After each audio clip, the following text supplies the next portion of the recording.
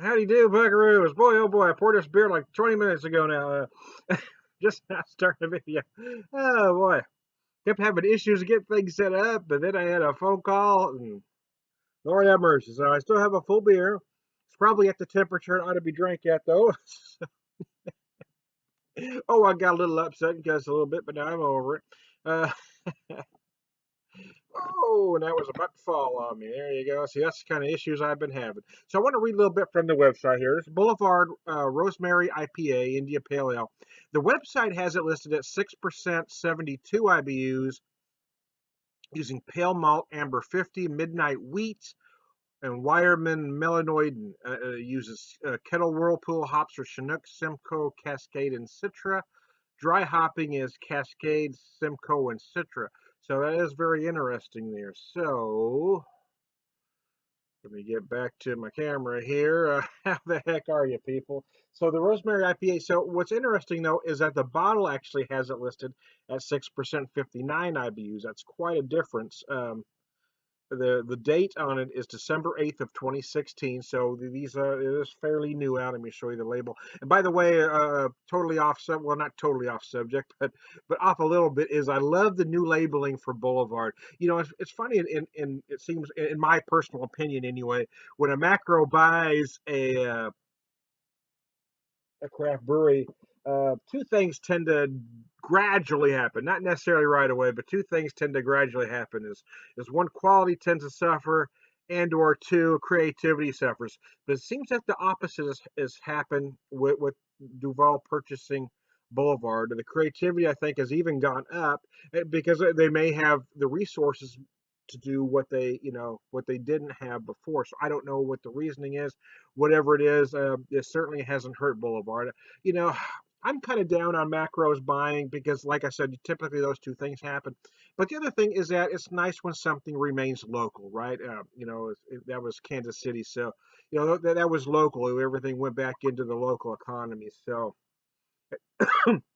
I would personally be heartbroken if Mothers or Piney or even White River or Springfield Brewing Company were swallowed up. But sometimes those things are inevitable. Once a business becomes big enough where the big guys are able to take a look at it, sometimes being swallowed up is inevitable. But it's typically not a good thing. I know I've got a few friends out there that will defend those macros right to the end. I mean, even when it's obvious that those things that I've mentioned earlier has happened, even when it's very apparent, even if you can show them specifics, they will still defend that macro to the end, man. I don't know why some folks are like that, but they are. So this is interesting, by the way. I haven't taken a drink yet. I've talked for 3 minutes. I poured it like 20 minutes ago now. It's kind of interesting color, though. It has a different color than I anticipated, and I don't know why, but it has kind of a bit of a ruby hue to it. I guess IPAs lately have been getting lighter and lighter and lighter. I think I just expected it to be lighter. So the aromas are spectacular. You do feel some of that rosemary. I think I didn't read a little bit from their website that I needed to, though. Let me go back a little bit. Dry hopping Cascade Simcoe Central. Yeah, so the other spices are rosemary leaves. So um, I guess there wasn't much more. I was thinking I forgot something. Anyways, but you can smell that rosemary on the nose. However, rosemary can be overpowering. In this beer, it is not on the nose anyway. And you can get some of the other fragrances that are typical from those hops that I rattled off earlier. You certainly do get some citrus. I'm getting some pine notes that probably work in conjunction with the rosemary. So I'm just going to take a drink now that I've rambled for 4 minutes with no real purpose. What a day, man.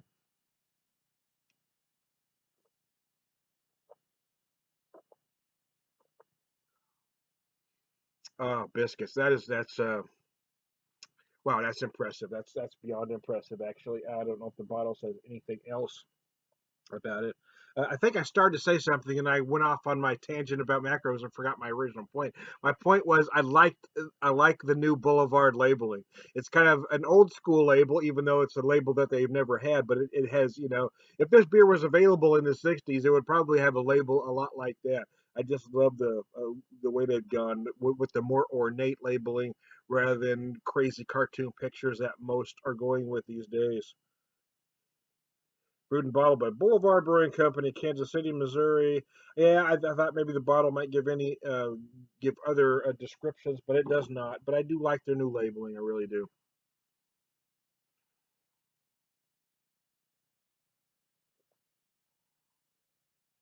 I'm going to say a medium malt body. It does have a more malt than IPAs these days, but I'm guessing they wanted to use that additional malt so that rosemary didn't become overpowering. Just guessing. I'm just spitballing here. It's not all going to be gold.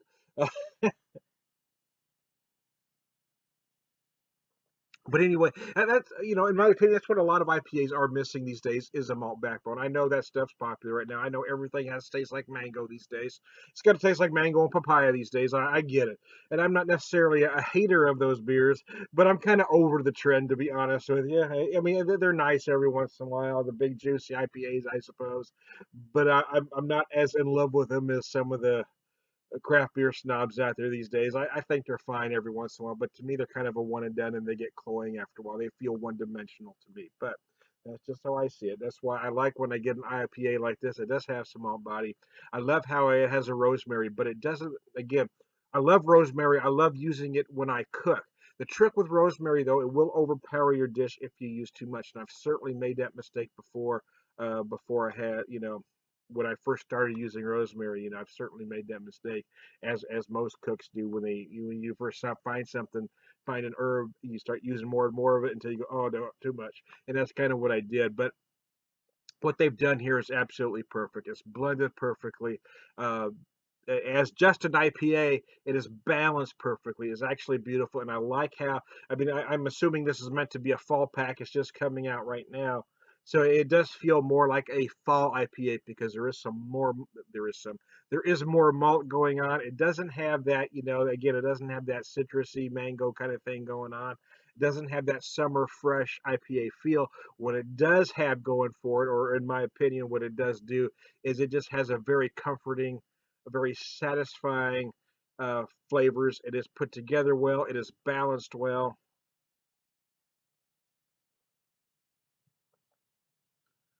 Oh yeah.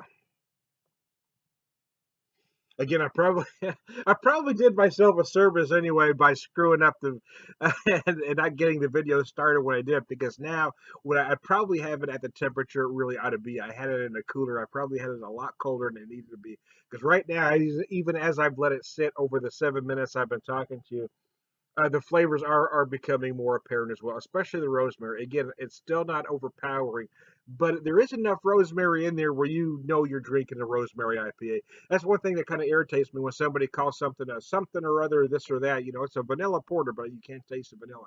It's a bourbon barrel, but I can't taste a bourbon barrel. If you're going to label something specifically, in this case, a rosemary IPA, I want to be able to taste rosemary. Now, I don't necessarily want to taste just rosemary, but I want to know it's in there. If you're showcasing the herb, I want to know it's there. In this case, they've done it right. You do know it's there, but it doesn't overpower the entire beer. And that's why the beer works, in my opinion. If this was available in six packs, which it is not, if it is, if it was available in six packs or 12 packs, yes, I would buy it. I really would. I think it is that good. I think it is put together that well. I think it'd be a perfect IPA going in the fall. It is certainly one I might even use as a. I always I've had this turkey marinade that I've been using for well over a decade now. Uh, Consists of bourbon and several other things, but I usually use some beer in it as well. This is one I would love to use because of the rosemary. I think it would be perfect to use as especially if you're just doing a turkey breast, right? I would love to use that as kind of the marinade because the alcohol acts as a tenderizer. So, and then you got some of those other flavors along with the rosemary and the beer. You could add some fresh herbs, and there you go. It works. Excuse me. Sorry about that. Hope I didn't get any on you. Also in the pack, they do these packs, and they always have the two of their regular beers or their regular line, and then the two of their tasting room. In this case, it was 80 acre hoppy wheat, and their original brew, their flagship, I suppose, Boulevard Pale Ale. It is a nice pale. It is certainly not what's trendy these days, But I do kind of like that they've left it alone. You know what I mean? I think if they want to do another APA that's more trendy, I certainly, more power to them. I kind of wish they would, but I hope they leave this beer alone because it is such a classic. Maybe it's not the trendy beer that folks are drinking, but it is put together extremely well. Uh, it also came with, other than that rosemary, I keep losing where I'm going, man. Other than this rosemary IPA, the other tasting room beer is the milk stout. So I'm looking forward to trying that as well. I'll probably wait till later in the evening. But I was dying to try this rosemary IPA, man. I really was.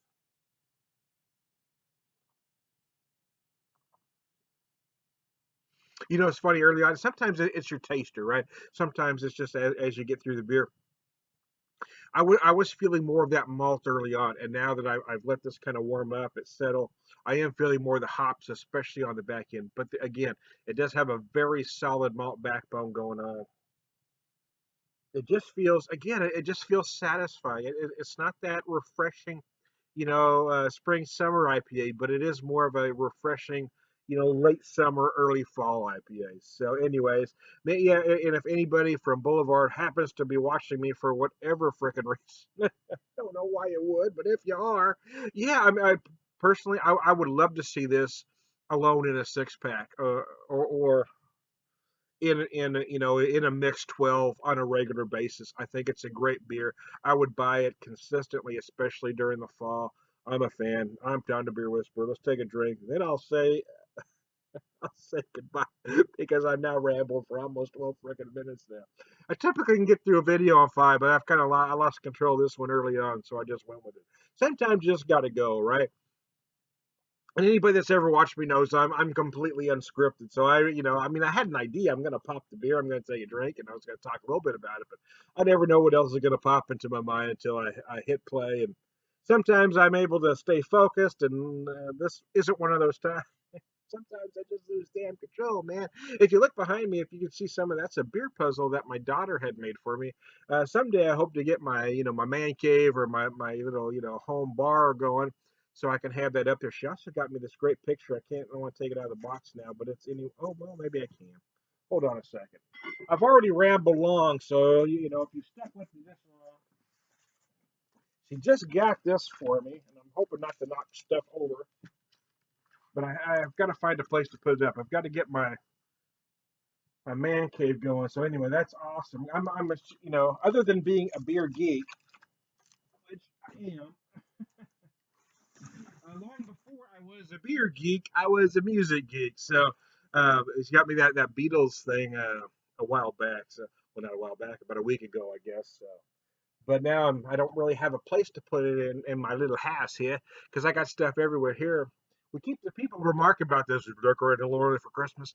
Now we keep that up year round. It's a Reese Seamus made when he was in fifth grade. It was a program. It was a science-based curriculum. It was only for fifth graders, and you had to be chosen for it. And he was chosen for the program. It's called the Wolf Program. Anyway, it's kind of again, it's a science-based program. They do work in the classroom. They do work out. And anyway, they made that. But inside the wreath, you see the Snoopy. That's something else that my daughter Callista had made for me as well. So I try to showcase stuff that my kids have done for us here. But at this point, that wreath stays up year round. It's not going anywhere. It's always going to stay right there, just above Gramps' chair.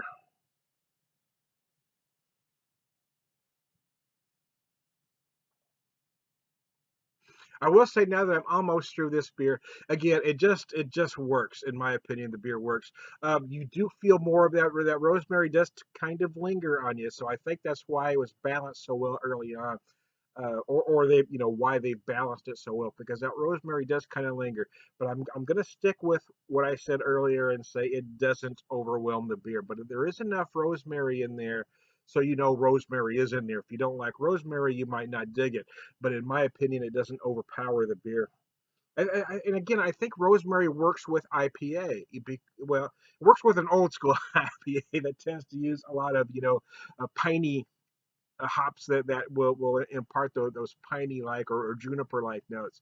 Rosemary kind of works in conjunction with that. I think if you were trying to do that new school Citra Mosaic, Galaxy IPA, I don't know if the rosemary would work with that, but with what they've got going here, with the amount of malt they've got in here, with the other hop combinations they have going on in here, the rosemary works perfectly.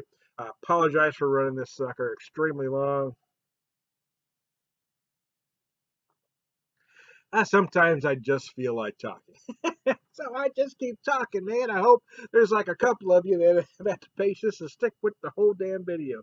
There we go. Hey, I'm Tom the Beer Whisperer. Hope you all are having a good time.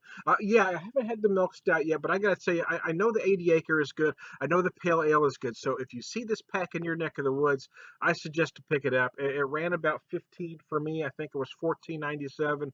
Works out to 7.50 a six pack. So anytime you can get a fine quality craft beer, so 7.50 a six pack, I suggest picking it up. And the truth is, I like this Rosemary IPA well enough.